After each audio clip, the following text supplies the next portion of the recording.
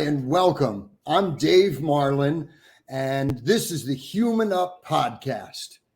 I am so grateful that today's guest is fellow clinician and dear brother and friend, Nicholas Neubauer, LCSW ACS. That's correct. All right, welcome. I got a little intro I want to do. You know, Nicholas is a native Las Vegan, which is kind of rare, and he serves as the clinical director of both Neubauer Mental Health Services as well as the clinical director of Vegas Stronger. He's a husband, father, business owner, advocate, and priest serving in the Episcopal Church. Nicholas cares deeply about and is heavily involved in the community and that of its collective residents. As a licensed clinical social worker and therapist, is providing clinical services to the Nevada community for over 17 years. Most of that time, he worked within the community at his agency to establish one of the largest private outpatient behavioral healthcare organizations in Nevada, with offices in Las Vegas, Henderson, Reno, and rural Nevada. Nicholas has served as the clinical director and supervisor of multiple behavioral healthcare organizations. Within those roles, Nicholas worked with various social service, accessible mental health and behavioral healthcare across multiple populations. He's a graduate of UNLV, where he earned his bachelor's in the arts of psychology, his master's in social work, and also Nicholas is a board-certified sexologist. That's correct. Nicholas. Well, hello, and thank you very much for the well-researched and warm welcome. It makes me feel old, Doctor. Not at all. You are a vibrant person with some formidable experience. Can we start by telling me, what made you choose to get into the behavioral healthcare field? Well, honestly, I will say that if you time travel, take a trip with me back in time, it was actually the mid to latter part of the 1980s. We had a beta video system. If you remember Beta and VHS, the old cassette films. We had the movie Clue. We had rented it from the local video time, I believe it was. And in the video Clue, it's just like the board game, except for the character Professor Plum, played by Christopher Lloyd in that movie, who, look, didn't have the best character in that movie, but he was a practicing psychologist in the movie. I was awful young at the time. I had no real understanding of what that was, but it sounded cool to me at the time. So I remember that my aunt had a psychology book from college in one of the rooms that she had stayed at while she was at her house. And my mom had kind of told me what it was about. And I remember thumbing through that book. And it was actually that moment where that planted the seed. And psychological, emotional, behavioral health, basically the tripod of thinking, feeling, behaving.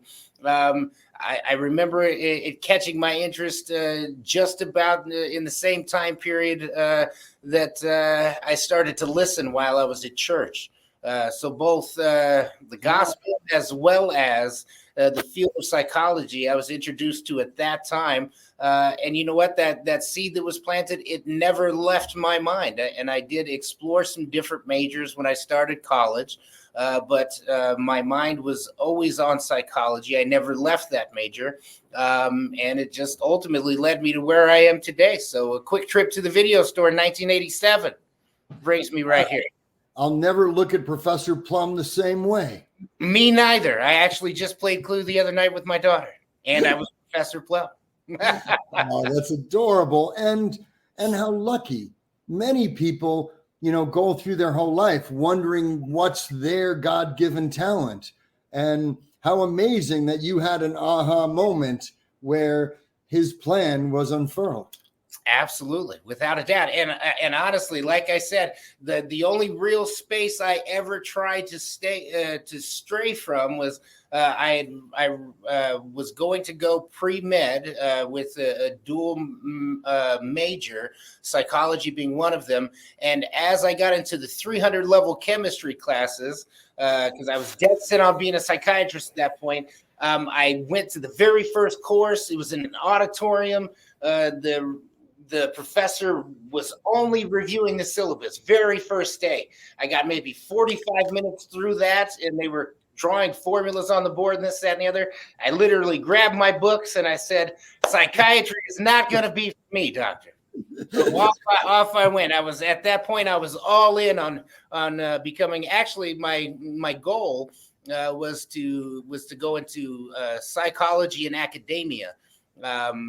When I had applied for graduate schools upon leaving UNLV, I had done all the things that you're supposed to do. I had gotten published Western Psychological Associations. I was really involved in the psychology lab, the physiological psych, the statistical health lab, as well as cognitive psychology lab with, Dr. Allen was there at the time. And I did. They coached me through. I took my GREs. I applied to PhD programs. I got into essentially got in my safe schools. My GRE math wasn't what it could be, but my safe schools I got into to pursue a PhD. As a fail-safe, I also applied to the UNLV MSW program. And the safe schools that I was in, and I got acceptance letters from 3 places, including UNLV. And when it came down to it, I couldn't pull the trigger on moving out of state, and ended up choosing UNLV, and that's ultimately what led me here as well. Wow, that's awesome. Yeah. Now, it's quite a jump to deciding to be a social worker to building one of the largest private outpatient practices that you ran. How did you, what inspired you to build Neubauer Mental Health Services? Well, I say this with all love and gratitude. What you are observing in that achievement is more so me painting myself into a corner, if you will. The best that I could articulate is that doing the way that my career has played out was never really how I anticipated it going. It started off more so as far as how I thought it would go. But then the people that I had done my second practicum with during graduate school at UNLV, it was a Dr. Miles Morgan, unfortunately, who is deceased now, and his wife, Angel Morgan. They were both my mentors. He was a psychologist and a doctor for the Desert Regional Center, the state, and that's the state agency that provides supportive services for persons with intellectual developmental disabilities. His wife, the co-owner, and the agency was called Red Rock Psychological Services at that time. She was an LCSW. She was my board supervisor, and she specialized in sex offender rehabilitation and in supporting persons who had experienced sexual abuse and sexual trauma. I had worked for them for 2 years, or I did my last year of practicum with them in my final year of graduate school. They were kind enough to offer me a position upon graduation. I stayed at that agency and did my CSW internship through them. I then stayed on for a year, and I was very involved in all of the programming. They had ultimately connected me to, I was doing quite a bit of individual therapy, group therapy, and I worked in the high intensity homes on the Desert Regional Center campus off of Charleston and Jones, as well as I ran much of the sex offender program, the adult one. I started a juvenile program while there. And then also, too, I had the fortunate opportunity, just the way that the systems were set up, they were somewhat in their infancy at that time. But I was able to work with the FBI, local law enforcement agencies, as well as my supervisor, Angel Morgan, to develop specialized programming for persons with specific sexual fetishisms and specific deviant sexual proclivities. So I did a lot of programming involved in that, and kind of nerded out on that stuff for a while. Unfortunately, Dr. Morgan had become ill around my 3.5 years of being there. and they had decided that they were going to sell the practice. At that time, I was about 28 years old. I was expecting my first daughter, and I just wasn't in a position to buy an outpatient behavioral health care practice. They maybe had 12 clinicians at the time. And although I was familiar with the program, the business side of things really scared the bejeez out of me.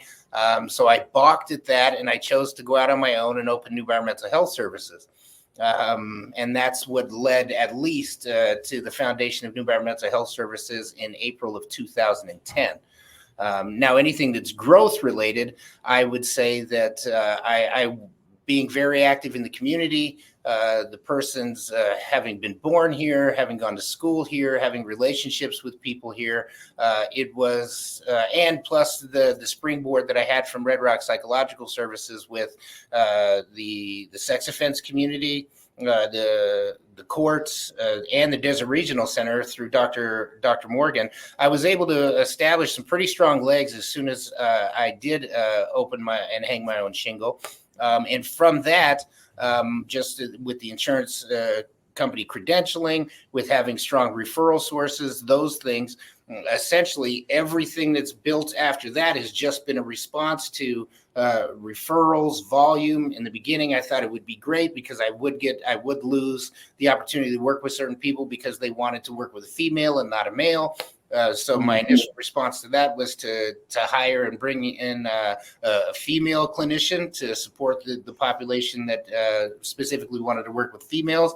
And then everybody else beyond that has just been more so of needs based, to where we get full, we can only handle so much, and then we have this much capacity, so then we bring somebody else on, and it's just kind of staggered its way there. I've had a lot of bumps and bruises over the course of the past 15 years, but nothing that I haven't been able to heal from, learn from, grow from, which I think has not only made me a better clinician, I could say that with certainty, but it's also made me a better business owner. It's made me understand the entirety of the healthcare industry a lot more firmly.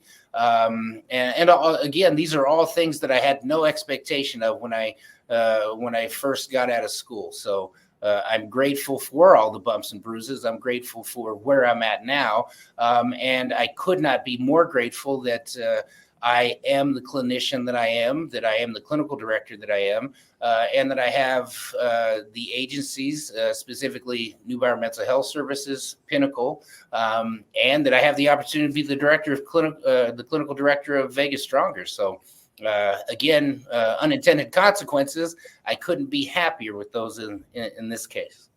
Well, that's amazing. It sounded a little bit like serendipity, but to me, I often say, boy, is that good luck. And the people who get good luck are the ones who keep working hard. And absolutely. So you've been working hard through it, and you just keep getting this good luck. Absolutely. And I would say this, there's somebody that I would want to give a shout out to. Unfortunately, this person is deceased as well.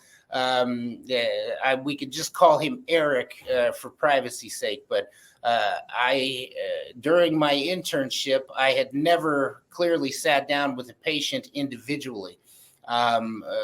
My supervisor, Angel, had decided to give me my first individual client.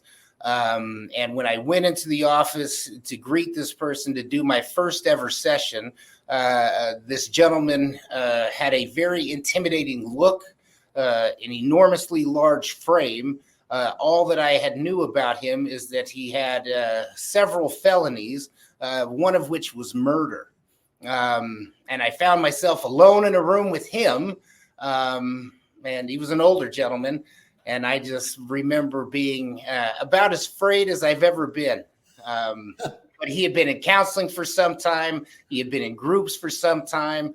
And he really was my first patient. I worked directly with him one-on-one for several months before I took any other patients on, and saw him at a pretty good clip. And I learned about as much from him as he learned from me. But it definitely took the edge off as far as my comfortability having the kinds of discussions we have one-on-one. So I felt as though that there was definitely, we talked about serendipity earlier. I am forever grateful that Eric was the first person I ever sat across from. Oh, wow. That's really cool. He was an amazing man. Now, speaking of amazing man, you seem to have done all this, but at the same time, you wear another hat. Yes, sir. So you're an Episcopal priest. Yes, sir. Can you tell me what that entails? I do want to later talk about how the two dovetail together. Yes, sir. And then I want to ask you a couple trick questions. Yeah. So if I'm going to explain my role as a priest in the Episcopal Church, a priest specifically within the Episcopal Church, consider us kind of the as not to be offensive by any means to anybody who might be listening that has sensitivity to it, but it's almost as though that we're the MC or the host of the liturgical, of the worship services to a certain degree. So we come out and we lead the congregation through the liturgy, which is the prayers, the sermon, celebrating the Eucharist is the centerpiece of an Episcopal church service on any given Sunday. So I lead the Eucharist, or often referred to as the Mass, the closing prayers, the blessings, baptisms, weddings, funerals, all of those kinds of liturgical things. So that's what it looks like practically, especially if you're a member of the laity. But beyond that, there's no shortage of administrative duties, no shortage of planning and organizing. But and I think that this is where it might dovetail into the other, is that my major role as priest is what's referred to as pastoral care. And that is basically serving as a counselor, a support, share times of joy, share times of suffering, difficult moments, happy moments. But also, too, that's one of the more remarkable and fulfilling components of being in that role, is being able to share in that relationship with my church family. That's amazing. Speaking of dovetailing, I recognize that recovery is kind of the centerpiece of my life, the linchpin. And to me, the Spirit is the keystone of recovery. So the fact that you are a therapist, but you also happen, to have this training, it really makes you uncannily positioned to be able to be of maximum service to humankind. Well, I appreciate that, and that is a rather big compliment that I assure you I will jot down when we get done talking, and I will pray on that because that sounds like an awful lot of responsibility. But I feel as though, especially as I get older, I look back on myself, 13 years ago when I got into ministry, and I think of a young guy who had no business wearing a collar. But through the support of the Episcopal Church, the clergy that have surrounded me during my own journey, all of the wonderful members of my congregation, the community, my family, and clearly Jesus, I feel as though that I've surprised myself because I now believe in my heart that I'm a very good priest. Oh, that's awesome. Not that I don't have room to grow and that I won't continue to. I very much look forward to that. And for example, I preached this Sunday, and I had wrote a sermon, and when I got done, I wrapped it up, and I ended up texting my wife, just telling her, basically testimony that, man, I had the most powerful experience with the Spirit putting this sermon together for this Sunday. And not only that, but it caused me to think about some other things personally. And I feel like I've found two things that I can grow in for myself. And just, I really, for that example, in my own right, my own serving, I find that I'm moved by the Spirit all of the time. And to me, there's It's a magical feeling. And I do believe that magical feeling, that connection, that closeness, that intimacy that I get to experience when I can get out of my own way and fully connect with the Spirit, that's absolutely the person that I would like to be. It feels remarkable. And that's also, too, an incredibly powerful motivator, because it's like if you go to a restaurant and you have some amazing recipe and amazing service and all of this stuff, and you're just blown away by it, everybody you talk to for the next week, you're like, hey, you've got to try this restaurant. You've got to try this restaurant. So, having that kind of feeling and being that excited about it, that really is what's behind every act of my service within the church. Oh, that's amazing. Yeah. Other that, and Jesus told me so, you know what I mean? So it's like, hey. That was my trick question I was going to ask. Now, Jesus's mom, I think her name was Mary. I believe you're right. Now, I think she was a virgin when she gave birth to Jesus. From the best of my recollection to my seminary days, I believe that the school of thought she was around 13 years old. But again, we're talking about 2,000 years ago. So, but yes, theologically speaking, she was a virgin, correct? Okay. Well, that's miraculous. Yeah. And again, that's where typically, depending on somebody's background or whatever else it might be, that's generally where, let's just say, a non-believer or somebody who's just on their own spiritual journey, no negative connotation by any means, but, a lot of folks will start to try to start blending historical record or arguably science with things of faith. And I think that in most cases, that's where folks start to do themselves a disservice, is that they want scientific explanations for spiritual things, to where, in my mind, faith, by definition, excuses itself from the metrics that one would use to define science. And I think that being able to separate those two out is a wonderful thing for anybody's spiritual journey and or own personal theology. Very well put.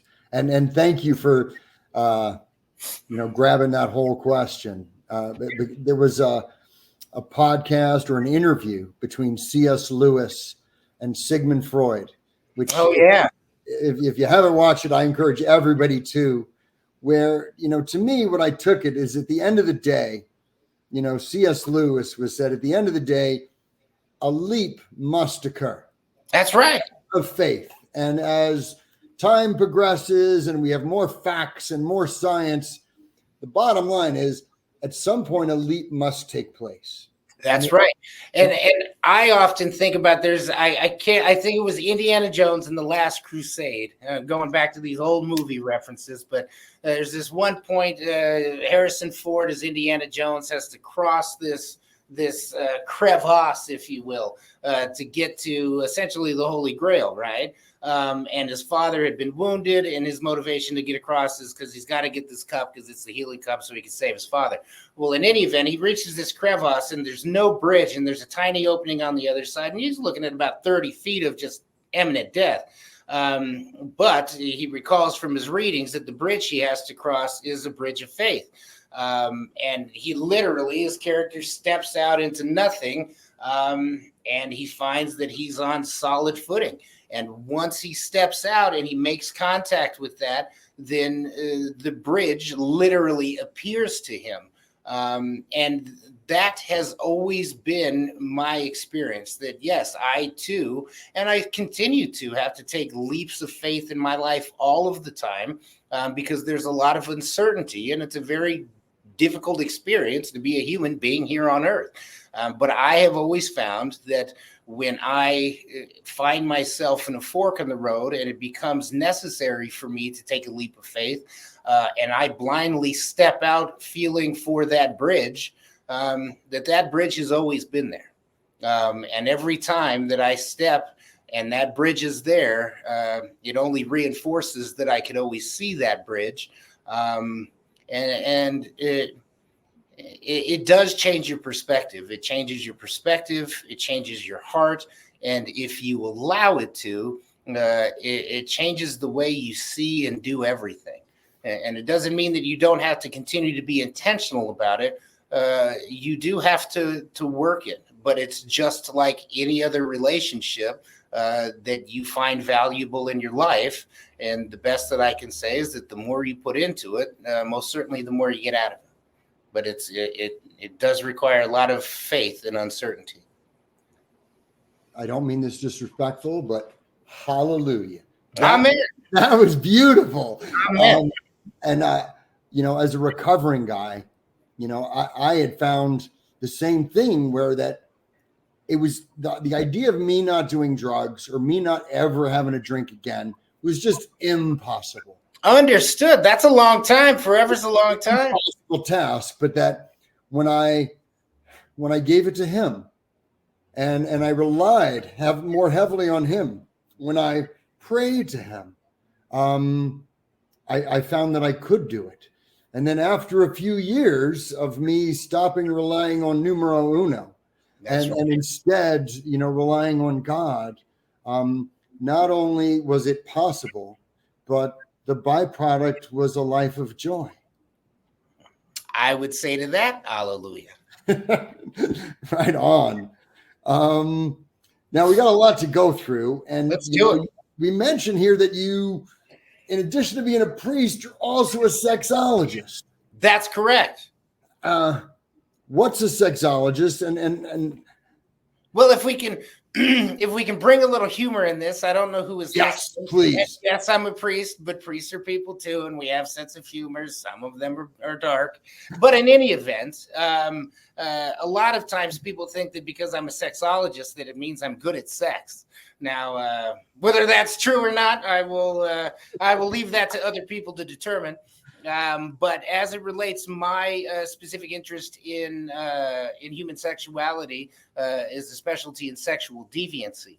And deviancy doesn't mean bad. Deviancy is not a negative judgment towards anything, anybody, any behavior, any sexual preference, anything like that. And look, that's a pretty deep conversation in and of itself, because I do have relationships, professional relationships, with many people who have exclusive sexual interest in things that certainly would hurt other people, that certainly would cause them to be in trouble with the law. And many difficult metrics and consequences associated if they chose to act in those behaviors. But I can also say that most of, if not all of those folks are outside of the things that they have a difficult time with sexually. They're wonderful people. For most of us, our sex life is a very important dimension of our lives, but it is a singular dimension of our lives, and there's many parts that define in totality who we are. So that I often get asked, well, how do I work with those people? And also, too, sometimes I get pulled into the category because I'm supportive of and care very much for the health and the well-being of those folks, that I am somehow bad because I'm an advocate for and care for them very much. However, sexuality is a very complex thing. Specifically, deviant sexuality is, and again, to define deviant, I just want to throw out that only means outside of the norm. So the sexual behavior that falls within the norm, you're thinking about, even to that degree, you're thinking about heterosexual sex with typical sexualized behaviors, with anything outside of the box of fetishism, those kinds of things. But again, in sexual deviancy, it's again just things outside of the norm. I chose to specialize in that area because in the sex offender rehabilitation work that I was doing, there was always the specific population of folks that were just simply higher risk for the areas that included their sexual interests. So we're talking about phebophilia, people with sexual attraction to what would be teenagers or adolescents, people with primary sexual attraction to people that are still that do not have secondary sex characteristics. So they're prepubescent. Oftentimes, those were where qualifications for diagnosis of pedophilia would come in. People with specific fetishisms, everything from exposure to voyeurism, those kinds of things. And a lot of those folks, they would fall through the cracks because they would go into more so generalized treatment programs specific for adult or juvenile sex offense, but it really did not meet their needs because their attraction, their specific arousal patterns, the things that did cause them to become aroused, were not necessarily contained in the general terms of treatment. So I chose to develop programming that was specific to those different kinds of presentations to make sure that we could get adequate support, treatment, and help to persons that really, really struggled innately with their sexual arousal and their behavior related to it. Wow. That was very well put. Is the treatment effective? Yes, it can be, but I would equate treatment in regards to that more so like we would speak of alcoholism. That the treatment is not curative for certain persons. Treatment is something that is lifelong. Their behavioral practices in order to keep themselves and other people safe and healthy is a lifetime program that is encouraged to work like a job. You have to know who you are. You have to understand what it is that you're sexually aroused to. And you have to be able to own that, even with all the judgment that exists in the world and within yourself, because the more you have that information and the more you can say, hey, look, yes, that is true for me. You really do cut out a lot of the denial, a lot of the bullshit, a lot of things that would be quantified as lapse behavior, putting yourself in high risk situations, realizing that certain decisions are not irrelevant, they're very relevant. So it just certainly from that perspective sets people up a lot more for success than it does for failure. Beyond that, I can say is that you see different things. And look, churches can be guilty of this. I could name some, but I won't. But previous treatment modalities, providers that believe that they can meet somebody who has a sexual interest in something, and through various forms of treatment, and I would argue punishment and torture, that they can cause somebody to become sexually aroused by or attracted to something that they're not innately, and thinking that it's just a warm handoff to something that would be healthy and or society accepted through society and culture. But our sexuality just doesn't work that way. Wow. Again, well put. Boy, that was good stuff. Well, thank you. Well, kind of the question of the day is, I named this podcast Human Up. And I wanted to ask you, what human up means to you. And then I'm hoping we could talk about it for a little bit. Well, you know what? I saw that in the dialogue and the communication about establishing this interview. I looked at it two ways. I looked at it first from a perspective of human up being kind of like I don't know, akin to, and again, not to be offensive or any key word like that, but I kind of looked at it from perspective of like locker room talk of like man up, you know what I mean, or woman up. You hear those kinds of things. I thought of it more so like, hey, maybe it can mean that, to where the human potential, as much as we have the ability to do all kinds of evil and all kinds of things that don't contribute to the greater good, I thought that maybe it was a nod to our capacity to do good, and to be good humans and to contribute to the greater good. So I most certainly thought that. And alternatively, I thought, well, maybe it's not that. And then I thought, well, if it's not that, it's this. And alternatively, I thought it was about lifting other people up. And in both contexts is both inspirational and aspirational, for sure. Well, I'm going to say right on point. I got sober at 40 years old, and the main frame, the reference change that happened in me, as opposed to my first 40 years in life, it was like, what do I get? What money are you going to pay me? What, who's got more drugs or alcohol from me? How am I going to get more good sex? It was all about feeding me. That's right. When I turned that around and I said, what could I do for you? How could I help others? That it was at the same time that I was letting the Spirit in. But that it really ended up being the answer to everything. I couldn't agree more, because look, when you think about the things that lead us into substance addiction, sex addiction, when we're in those patterns of addiction, everything is about us. That's all we're doing is we're feeding that disease, we're feeding that selfishness. And when we get to a point to when we're in two things that you said, if we allow ourselves to receive the Spirit and begin to live into that Spirit, we realize that us as an individual, that same Spirit exists in all things and in all people.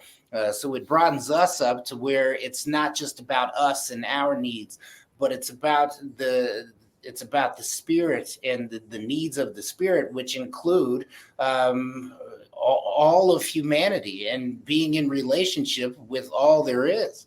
And that's a pretty profound thing in of itself. But also too, in regards to the other side of, you had mentioned that, the drugs and the alcohol and the sex, what could I, what's in this for me? And the reality of it is that when we pull ourselves out of addiction, that's the only space that we can really know who me is.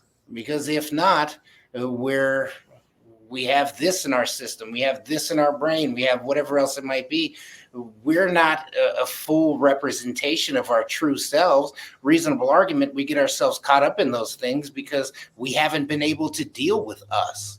So, giving up those substances, becoming sober, having to feel emotions, having to acknowledge thoughts, and having to deal with them in the absence of escaping them or just putting ourselves in a condition in which we can't even comprehend or feel them otherwise. That's arguably some of the choices that help us fall into those diseases. Right. And the answer ends up being to human up. That's right. Hallelujah. Right on. Any ideas on how we could get our little valley, this community, to human up? Well, I mean, look, there's a lot of macro, meso, and micro stuff involved in all of that. It's been unfortunate to see, and look, I think this is subjective to me, and everybody has opinions, but look, maybe it makes me sound like the old guy in the room, but I certainly don't think that civics matter anymore. Civic life, people being involved in the community. I don't think that there's much of that going on anymore. I think that common decency, I mean, everything from saying hello to people to how we behave in public settings to Definitely, if you've been behind the wheel or in traffic lately, you'll see it there. I think that there's just a lot more openness. I just think that there's a lot more self-centeredness, and I think that that people have misconstrued. Like, you hear a lot about people, well, I'm living into my truth, or whatever, some kind of thing that defines that. That they're doing what's in the best interest of them, and that's healthy and that's okay. Well, look, we can live within the best interest of ourselves, and we can take incredible care of ourselves. But I think that there's almost this space that exists to where, if I'm doing this, regardless of what the consequence of it is to somebody else or anything like that, that I'm empowered because I do it for me. And the reality of it is that great, take care of yourself however you like. Of course, we want that, but you don't have to hurt other people to do that. And I think that, just a lot of common decency, the whole in civics, and also, too, just within the popular culture, to where, to me, it doesn't really seem like the truth matters anymore. And beyond that, it's okay to be hurtful and selfish, just in our everyday lives. It's just a lot of focus on the individual. And when you've got 9 billion people all living in the same place, the focus can't be on 9 billion individuals. We are only as strong together. And if each one of us is trying to step on everybody else's faces to be on top, it's going to hurt everyone. Right. Agreed.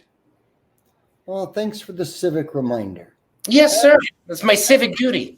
And the being cordial, because, I always like to say, if you want to start changing things, you got to start with yourself. Absolutely. And look, I get it. I mean, I make it a common practice. I would argue a discipline, to take the breath that I need to take, to choke back the impulse that naturally comes from me in any kind of frustrating challenge or impatient situation.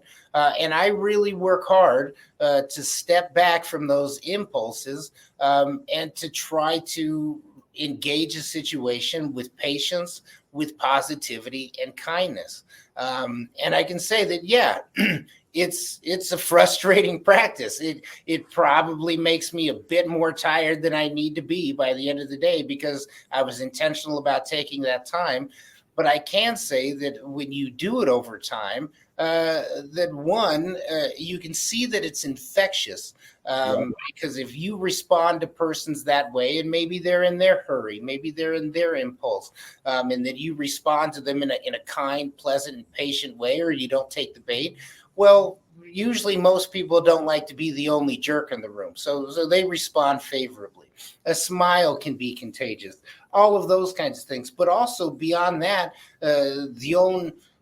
my own fulfillment that I get out of not allowing myself to be angry, to be resentful, to be so impulsive, to be resentful, to all of those kinds of things, to where if I practice it enough, that's what my day looks like. That's how my heart feels. That's how my brain thinks. Those are the relationships I form. That's how I relate to people. And ultimately, that's how people start to relate to me. And it, for me, because I've been on the other side, I haven't always been this way. It's just a much better life. And I mean, it might sound silly, but like, the weather seems nicer, the food tastes better, you have a more positive outlook, and it's incredibly motivating, and it's incredibly fulfilling. Boy, if I could have the 9 billion people listen to that, I think it would be a better place. Hey, well, listen, let's build this megaphone for you and put it out there. It's interesting. It's Mental Health Month, or Mental Health Awareness Month, the month of May. And to me, could you talk about for a second who's responsible for your mental health? Because to me, within mental health awareness, there's a little bit of, are we all a victim? Or are we responsible for our own mental health and doing what we need to take care of our mental health?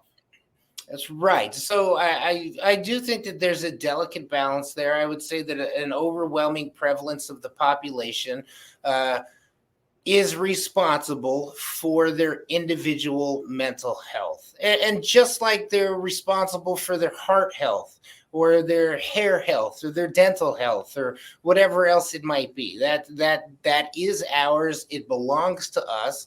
Unfortunately, and I can say this just over the last 20 years that I've been involved in mental health in a professional capacity, that I am very pleased and I'm incredibly encouraged by just how the stigma factor alone, because even when I first hung my own shingle, somebody going to see a therapist or going to a place walking into a building that said mental health on it or something like that, it was a bad thing. Like, I can't tell my family that I'm here, or my job can't know that I see a therapist, or whatever else it might be, to where now it's, you almost get in a conversation with somebody, or, I hear from patients now like, oh, I told my family that I was going to see a therapist, and they said, good for you. And now there's still some cultural differences and things like that. And yes, older folks and baby boomers, and definitely for persons older than that. And again, it's still in pockets, religiosity, culture, ethnicity, those kinds of things still affect people's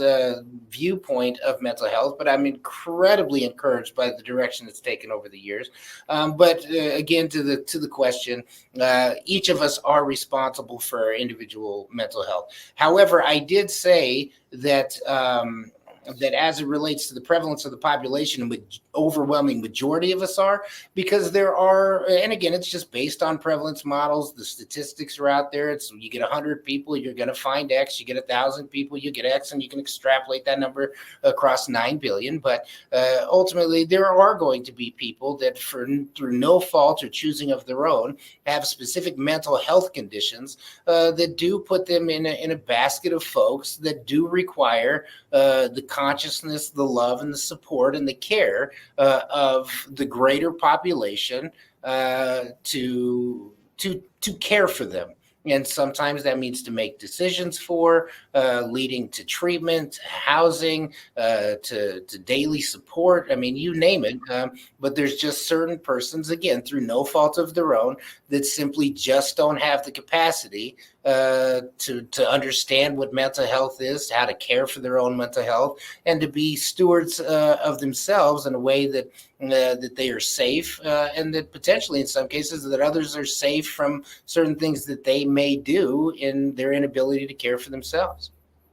Right. But also too, to expand on that a little bit, as much as we're responsible for our own mental health, I would say too that there is a responsibility in being somebody's spouse, in being somebody's sibling, in being somebody's child, in being somebody's partner, in being somebody's friend, to where it's kind of like, hey, do these pants look stupid on me? Yeah, those fucking pants look. Sorry, those pants look stupid on you. Don't wear those pants out. So I do think, if a friend is about to walk off a cliff, or a family member or somebody that is important to us that we care to, that yes, we do have an obligation to human up in that context and say, hey, not trying to offend you, not trying to harm you. It's not a tear down, but I have observed this and I want to share this with you because I care about you. And I think that it's in your best interest for me to do so. Now, what somebody ultimately does with that, again, that responsibility falls back to them. But I would say that there's definitely certain circumstances in which, just for example, somebody, that's got a substance abuse problem or an addiction, and they go get schnockered at the bar and they're about to walk out and get behind the wheel of their car. And that same kind of responsibility to say, hey, give me your keys. You shouldn't be driving. Right. Oh, very well put. Nicholas, you're amazing. And, well, thank you very much. What a good man. I'm working on seeing that in therapy. My last question, what's next for you? What are you working on professionally or personally? Well, I have a partner and a mentor, Dr. Dave Marlin, And I actually just I was fortunate enough to have dinner with him Thursday evening. And at that dinner, we had talked about all kinds of things that we're involved in. I was able to articulate some of my hopes and dreams professionally. He discussed some of his hopes and dreams professionally, as well as some of the things that current irons he's got going on in the fire. But also, too, gave me something to think about by way of his own perspective as far as what partnerships could look like 20 years from now, or what life could look like, perspective of what life could look like for either one of us 30 years from now. And he said some very interesting and encouraging things that caused me to kind of rethink of what my 20 and 30 year plan is, because what he said makes a hell of a lot of sense. So I'm still thinking about that, but I would say that my cup runneth over. So as much as trying to maintain my baseline, there's definitely a lot of irons in the fire. There's things that I would very much like to see happen. But I think that the grand scheme of it all is that, and I will say this, that you say this often, when people talk about programs and people talk about services and those kinds of things, you say, well, how many people did it help? How many people did it make better? How many people did it get clean? I've taken a lot from those statements that you make. And honestly, I just want to be able to help people.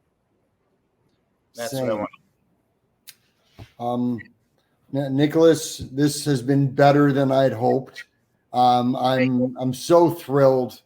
I could listen to you podcasting for hours. So thank you so much for being an esteemed guest and a friend and a business partner.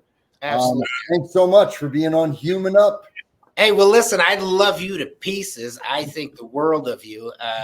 And I can say with all confidence and with sincerity, you're one of the best humans I know.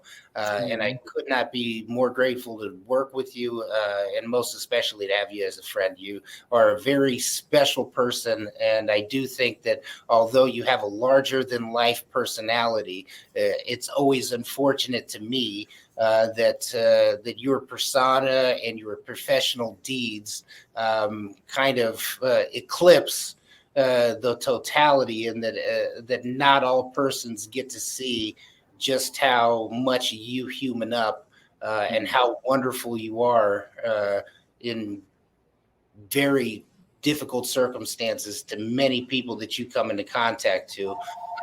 And I believe you to be an absolute lifesaver. I've seen you change people's lives. I've literally seen you save people's lives.